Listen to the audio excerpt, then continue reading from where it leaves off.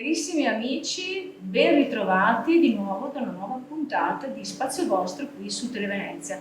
Come sempre sapete vogliamo portare alla vostra attenzione argomenti e ospiti di rilievo ed oggi lo facciamo con la Presidente del Consiglio Comunale di Venezia, Ermelinda Damiano. Benvenuta Ermelinda, come va? Tutto bene? Bene, bene, grazie per l'invito, è un grande piacere essere qui con voi. Anche per noi. Averti ospite è un onore, è un piacere come sempre per l'impegno, la determinazione, la costanza e la perseveranza che dimostri attraverso tutta la progettualità che segui e che porti avanti appunto da anni attraverso appunto l'amministrazione comunale. Possiamo darci del tu? Assolutamente sì. Possiamo entrare in confidenza. Allora, con lei abbiamo deciso di concentrarci soprattutto nell'ambito della questione donna, giusto? Anche perché è una tematica, essendo donne, che ci accomuna e che soprattutto ci ha visto anche partecipare insieme anche a degli eventi. E allora, Ermelinda segue tre filoni, no? Che è quello di marzo, appunto marzo donna, poi abbiamo l'ottobre rosa e poi il novembre donna. Sono tre appuntamenti annuali che sono promanati, diciamo, da quella che è la tua sensibilità e che ogni anno porti avanti già da molto tempo. Raccontiamo brevemente adesso e poi ne parliamo in maniera più approfondita per ciascuno di questi di cosa si tratta. Sì, sono tre momenti dell'anno molto importanti a cui tengo particolarmente e che vedono protagoniste le donne. Si parte con l'ottobre rosa, che è il mese della prevenzione del tumore al seno e dei tumori femminili. È un mese nato con me nel 2015 nel comune di Venezia e poi negli anni anche gli altri comuni stanno svolgendo tante attività di sensibilizzazione e quindi ha come focus la salute femminile. Poi abbiamo il novembre donna, che è un altro mese molto importante, che vede il protagonista la donna nel contrasto alla violenza di genere. E il pilastro del del novembre donna per noi come comune è il centro antiviolenza del comune e tutte le realtà associative del territorio che ci hanno seguiti in questi anni di sensibilizzazione. E infine c'è il marzo donna, che è un mese che va ad esplorare tutto l'universo femminile, quindi il racconto della donna, sia riprendendo le tematiche che sono prettamente legate ad ottobre e a novembre, ma anche con temi un po' più leggeri ma che riguardino comunque la donna e che permettono anche però di fare il punto su quella che è la situazione della parità di genere, perché spesso ci troviamo a raccontare ancora oggi della donna che si trova davanti a quel bivio di dover scegliere tra il mondo del lavoro e la famiglia. E quindi cerchiamo di parlarne insieme alla cittadinanza e di capire quali possono essere le politiche positive per poter superare questo gap. Ok, cosa rappresenta quindi marzo rosa, marzo donna per te? Cioè come si è evoluto poi negli anni, quale evoluzione ha avuto e quali sono il significato e l'impatto che ha sul territorio? Perché quando voi lavorate su marzo donna avete tantissimi eventi, avete un calendario fittissimo e soprattutto siete sostenuti da molte associazioni, cittadini e collaborazioni molto importanti che sostengono questa iniziativa, come poi anche le altre misure di cui parleremo. Sì, il Marzo Donna, devo dire, se pensiamo solo all'edizione del 2024, è stata un'edizione esplosiva perché siamo arrivati a più di 100 eventi per tutto il mese di marzo diffusi in tutto il territorio, quindi dalla terraferma al centro storico alle isole, e ha visto negli anni la partecipazione di tante associazioni del territorio, ma anche delle municipalità che sono in prima linea con noi per proporre eventi aperti a tutta la cittadinanza, eventi sportivi, eventi come conferenze, convegni, ma anche mostre d'arte e culturali e un focus molto importante è quello dell'artigianato femminile. Molto interessante. Sì, noi partiamo dalle tradizioni della nostra città come il merletto e le perle di vetro veneziane, che sono due eccellenze di questo territorio e che hanno una storia secolare e proprio rispetto a queste due tradizioni, a queste due maestranze, sono in corso delle candidature UNESCO. Per il merletto una candidatura che mira a far diventare il merletto patrimonio dell'umanità, e il merletto di Burano, che è il merletto ad ago, il merletto di Palestina, che è il merletto a tombolo, mentre le perle di vetro veneziane sono già patrimonio UNESCO. Purtroppo il riconoscimento è arrivato nel periodo del Covid, quindi non ha avuto così tanta valorizzazione, ma è un percorso che non è un punto di partenza, non è un punto di arrivo, ma un punto di partenza, perché l'obiettivo è quello di far sì che queste eccellenze vengano tramandate di generazione in generazione, e quindi di poter, perché no, anche istituire delle scuole per poter avvicinare il più possibile i giovani e le giovani del nostro territorio. Infatti parliamo delle nuove generazioni, questi giovani che hanno un ruolo cruciale, un ruolo fondamentale, ed è molto importante quello che state facendo, cioè questa progettualità di inclusione, no, all'interno delle scuole di quelle che sono le tradizioni. Qual è la risposta da parte, che avete già visto ovviamente da parte delle scuole e anche dai ragazzi?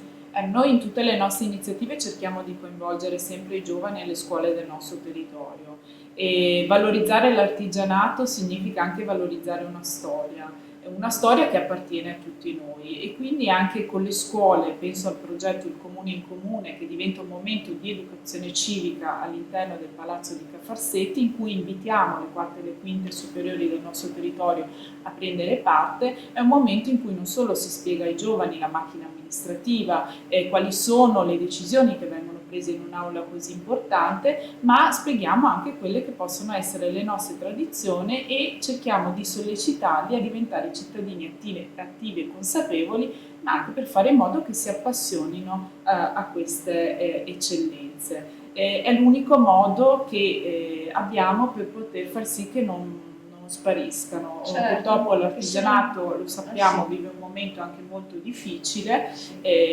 anche per la diffusione di supermercati e non certo, più dei negozi di vicinato, e quindi il tessuto sociale tutto deve impegnarsi per valorizzare e per supportare queste tradizioni. Ricordiamo anche che questi mestieri hanno fatto sì che le donne fossero emancipate, le donne veneziane, in tempi assolutamente inusuali, certo. perché la Serenissima ha visto sì protagonisti grandi uomini, ma anche tantissime donne. Penso a Elena Lucrezia Cornaro Piscopia, che è stata la prima donna laureata al mondo nel 1600, è ricordata a Padova, ma è nata e vissuta nel palazzo che oggi è il Palazzo di Ca' Farsetti, sede del Comune di Venezia. Penso a Marietta Baroviere, che è stata l'inventrice della Perla Rosetta, è la prima donna ad aprire una fornace a Murano, tantissime altre che hanno delle storie davvero uniche e che ci fanno proprio assaporare una storia che noi dobbiamo con responsabilità portare avanti. Assolutamente, perché la tradizione non deve essere persa, deve essere trasferita continuamente alle nuove generazioni che sono ad ascoltare. Però in Marzo Donna avete affrontato anche una tematica particolarmente importante e difficile, anche se diciamo rispetto magari a Ottobre Rosa e Novembre Donna, ovviamente Marzo Donna si propone una veste, dicevamo prima, un po' più leggera, però avete voluto comunque approfondire il tema importante dei disturbi alimentari, che colpisce queste fasce giovanili purtroppo, e che è stata comunque una mattinata importante insieme alle scuole, insieme alle istituzioni, dove ci si è messi, diciamo così, l'evento è stato fatto appunto alle 9 e si è discusso di questa problematica. Perché avete deciso di inserire all'interno di Marzo Donna, scusi, questo tipo di analisi su questo argomento? Intanto per questo evento ci terrei a ringraziare te, Federica, che sei stata protagonista e assolutamente indispensabile per tutta la mattinata, grazie. ma anche Andrea Sperandio di Mestre Mia con l'associazione con la quale è nato l'evento, ma anche la nostra ULS 3, perché sono loro poi che ci accompagnano dal punto di vista medico in questo percorso, e Sandra Zodiaco, che è la nostra testimonial. Il Comune di Venezia si occupa dei disturbi del comportamento alimentare già da molti anni. Cerchiamo di tenere accesi i riflettori su quella che è una piaga che riguarda i nostri giovani e sempre più giovani. Un tempo appannaggio solo delle donne, purtroppo si sta diffondendo sempre di più anche nella parte tra i maschi. Insomma, una malattia che ha un impatto fortissimo dal punto di vista fisico, psicologico e soprattutto sulle famiglie. È una malattia di cui purtroppo si parla ancora molto poco, ma che vede milioni di italiani soffrirne, soprattutto giovani. Destinati anche alla morte. Assolutamente, bisogna ricordare che di disturbi alimentari si muore. Certo. Il messaggio che però noi vogliamo dare attraverso le attività di sensibilizzazione è un messaggio di speranza, perché queste malattie, come ci dicono gli stessi medici, se prese per tempo, quindi facendo prevenzione, hanno una possibilità di guarigione molto alta. E quindi dobbiamo parlare, rivolgerci sicuramente ai giovani, perché purtroppo c'è ancora un velo, un muro di silenzi, di vergogna, di omertà rispetto a queste malattie, ma anche alle famiglie. Le famiglie sono fondamentali in questi percorsi, devono assolutamente vedere la realtà e chiedere aiuto accompagnando i propri figli nell'uscita dalla malattia. Perché, ripeto, hanno degli impatti molto forti sulla salute stessa. Poi riguarda sì dal punto di vista fisico, ma gli esperti ci dicono che è una malattia che colpisce soprattutto dal punto di vista psicologico. E per fortuna nel nostro territorio ci sono delle strutture, grazie all'azienda sanitaria, che accompagnano nei percorsi di uscita sia i minori che gli adulti. Certo, quindi ricordiamolo che qualora aveste appunto delle problematicità di questo tipo legate ai disturbi alimentari, Lustre 3 insieme all'amministrazione comunale e anche a tante altre associazioni danno l'opportunità di essere parte assistenziale, di supporto innanzitutto nella prevenzione e quindi per la guarigione immediata, diciamo, ma poi anche nel supporto nel momento in cui la persona viene colpita in una maniera più, diciamo, più forte, e però con margini non molto alti di guarigione, perché sono tutti comunque persone formate e che poi fanno formazione anche in altri ambiti. Allora, su questo noi ci fermiamo, andiamo un attimo in pubblicità, Melinda, chiedo scusa di bloccarti un attimo, e ritorniamo tra poco e parleremo invece dell'ottobre rosa, giusto? Che ci aspetta.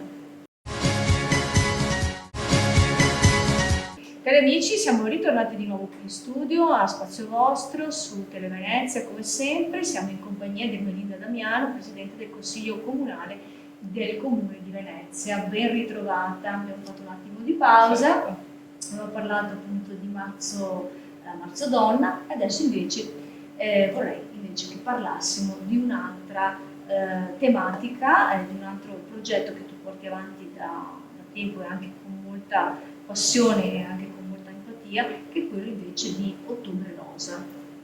A te la parola. L'Ottobre Rosa è un mese molto importante a cui tengo particolarmente, è un mese dedicato alla prevenzione del tumore, nasce come mese dedicato alla prevenzione del tumore al seno e vede anche qui la collaborazione molto intensa e molto proficua con la nostra azienda sanitaria e con tante realtà del territorio e anche le municipalità che sono in prima linea nella lotta al tumore al seno.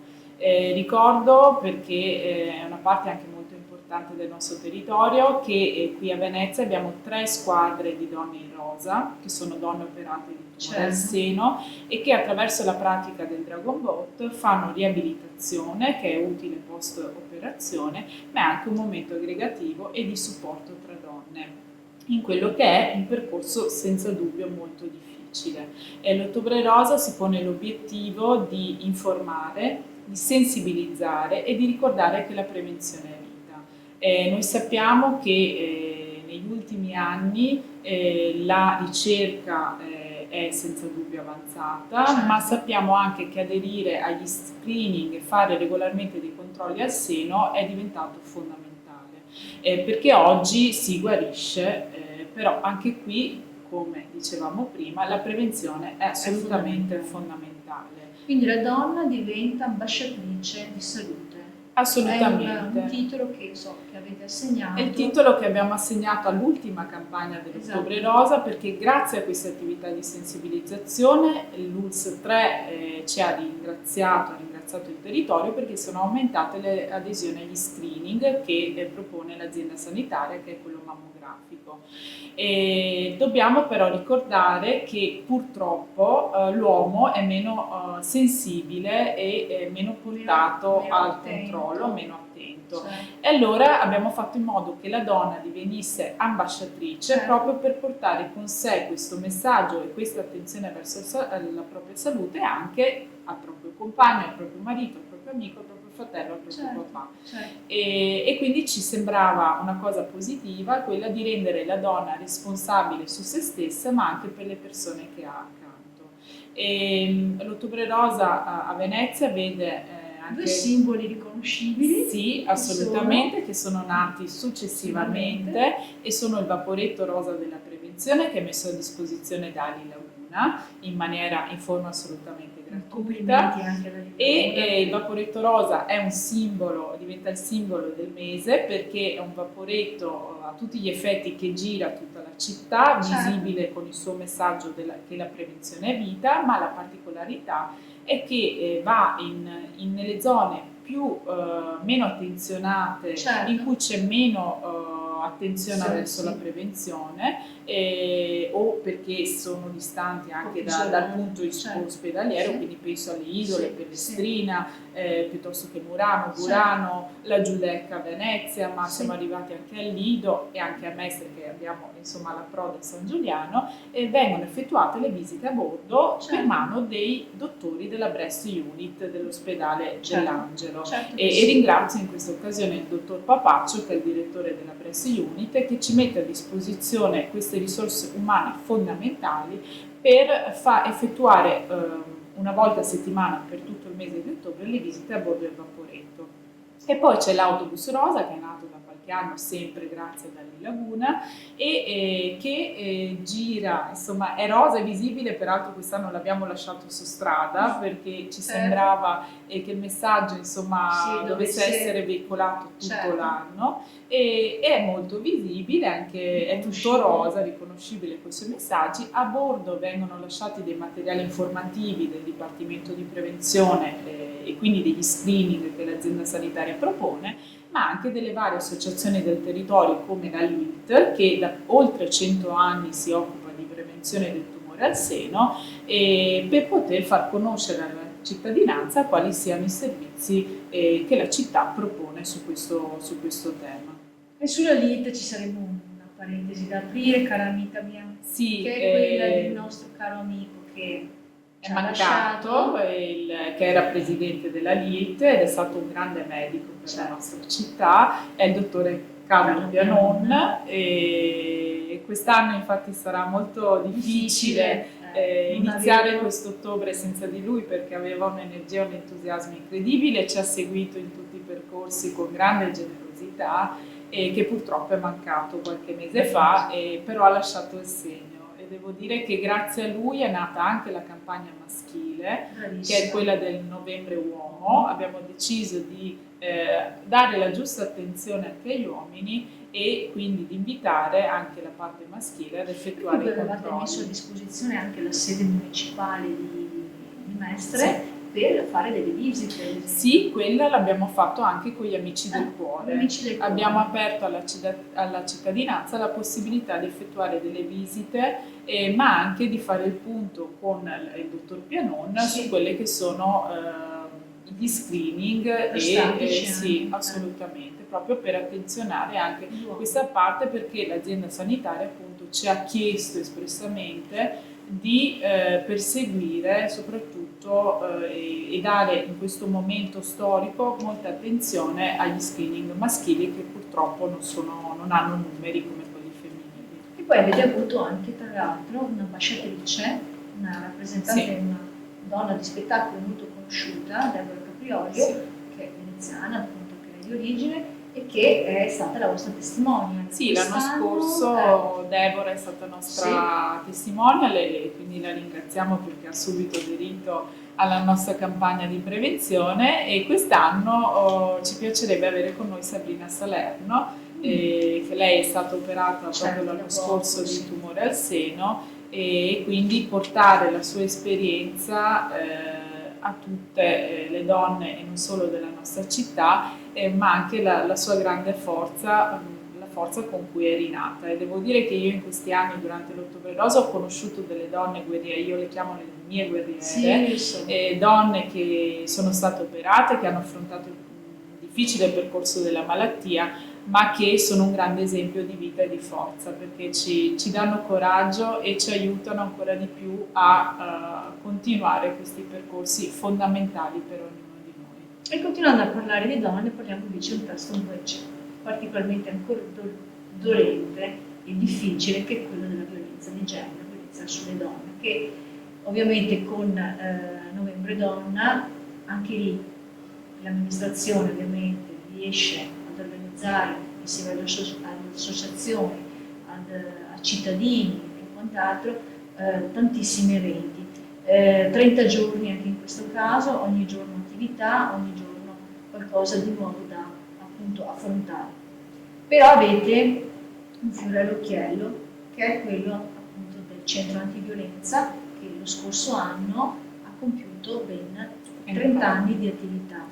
Sì, il centro antiviolenza del Comune di Venezia è il primo centro antiviolenza pubblico d'Italia, nato appunto nel 1994 ed è assolutamente un'eccellenza della nostra città. Abbiamo avuto anche la commissione parlamentare sul femminicidio che ha avuto modo di vedere quanto sia attivo nel territorio il nostro centro antiviolenza. Dobbiamo dividere due parti, da un lato che è quello dell'aiuto vero e proprio e della presa in carico delle donne che vengono al centro antiviolenza per chiedere aiuto o denunciare una situazione di violenza. Che numeri si trattano circa in questi anni?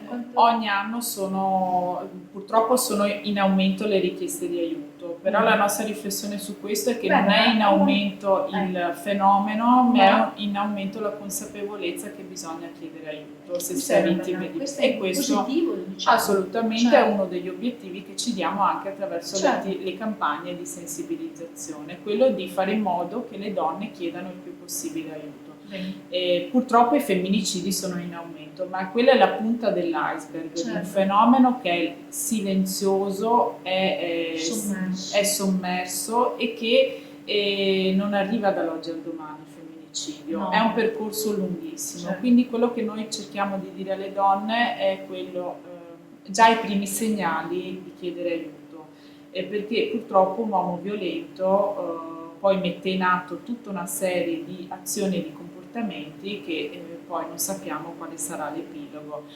All'indomani del disegno di legge che ha avuto l'ok in Senato, che insomma vede oggi punire con l'ergastolo il reato di femminicidio, va benissimo inasprire le pene e c'è stato anche un grande lavoro sul codice rosso, ma dobbiamo continuare e sempre di più a fare attività di prevenzione e di sensibilizzazione.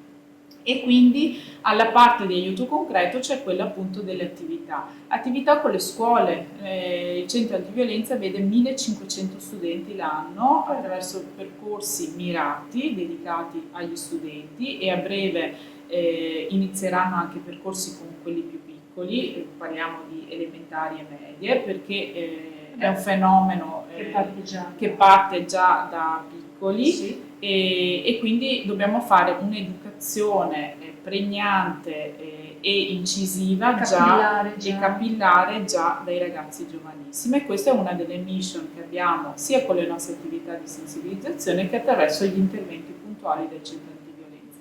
L'anno scorso abbiamo celebrato il 30ennale e in quell'occasione l'artista Matteo Atruia ha fatto per noi un'opera assolutamente originale che abbiamo installato in Villa Franchin, perché ricordo che la sede principale del centro antiviolenza del Comune di Venezia è Villa Franchin, Via dalla violenza sempre, che ha visto poi l'adesione di numerosi artisti italiani e anche cantanti che hanno sposato la causa e che invito la cittadinanza ad andare a vedere quest'opera d'arte perché è significativa di quello che è il nostro messaggio. Dalla violenza si può uscire, sì, e bisogna scappare subito ai primi segnali.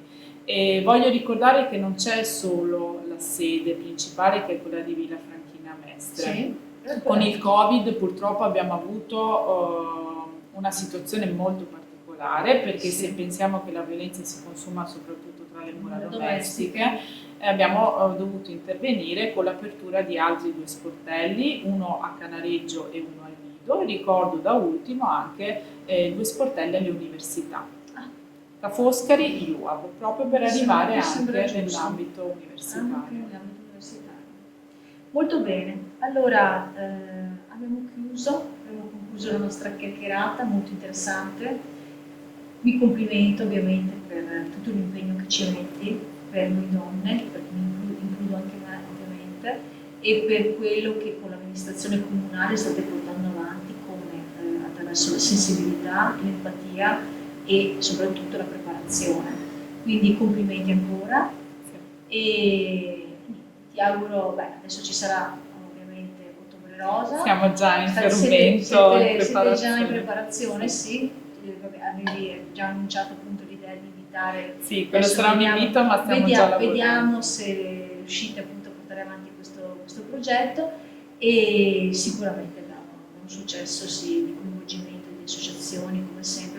E anche della città metropolitana, perché sì. l'abbiamo estesa a tutta la città. Ok, bene, quindi troveremo il vaporito rosa, sì, troveremo l'autobus, e poi successivamente a novembre con appunto il discorso legato alla violenza di genere, su cui state lavorando tantissimo, soprattutto con le scuole, sì. che è lì anche che si deve puntare, perché le nuove generazioni, come si parlava prima, sia nell'ambito anche dell'artigianato, eccetera, ma anche nell'ambito vero e proprio dei comportamenti, hanno bisogno di essere seguiti, e soprattutto il centro antiviolenza, come dicevo prima, incontro alle scuole, fa molta formazione. Quindi complimenti a voi come amministrazione, ma soprattutto anche al centro antiviolenza, che è sostenuto da voi in primis e che porta avanti questa mission che sta portando anche dei grandi risultati sul territorio. Qui, perché esistono anche delle case famiglia, sì, abbiamo 4 case rifugio che danno la possibilità appunto di ospitare donne con figli che sono in estrema difficoltà, in pericolo. Quindi chapeau. Detto questo, ringrazio la Presidente del Consiglio Comunale del Comune di Venezia, la dottoressa Ermelinda Damiano, di essere stata con noi, la nostra ospite. È stato un onore averti qui, come sempre. Congratulazioni, e so che da poco sei diventata anche mamma, e quindi ancora di più questa sensibilità, oltre che di donna anche di mamma, ti porta a completare questo. Perché è un maschietto, quindi c'è una doppia responsabilità. Anch'io un maschio, infatti, ed è vero questo, perché crescendo l'ho sempre, diciamo così, educato al rispetto, e soprattutto al rispetto nei confronti delle ragazze e delle donne, anche per il suo stesso futuro da uomo. Grazie a tutti, grazie di essere stati con noi, ci vediamo la settimana prossima. Grazie Ermelinda. Grazie a voi. Grazie.